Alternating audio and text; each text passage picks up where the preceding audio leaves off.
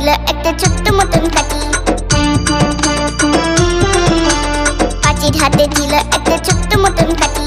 সে বললে থাকতে বরং, সে বললে থাকতে বরং অন্তত তোর চাচি, অন্তত তোর চাচি, অন্তত তোর চাচি। যেই না গেল গোফ ছাড়তে সেই বরং মৌমাছি। যেই না গেল গোফ ছাড়তে সেই বরং মৌমাছি। দিল একটা হাঁচি, উঠে উঠে উঠে উঠে উঠে উঠে তখন পাঁচি গিয়ে পুরো রাঁচি।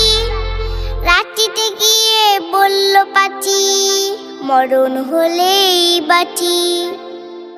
কেমন লাগলো আমাদের ভিডিওটি?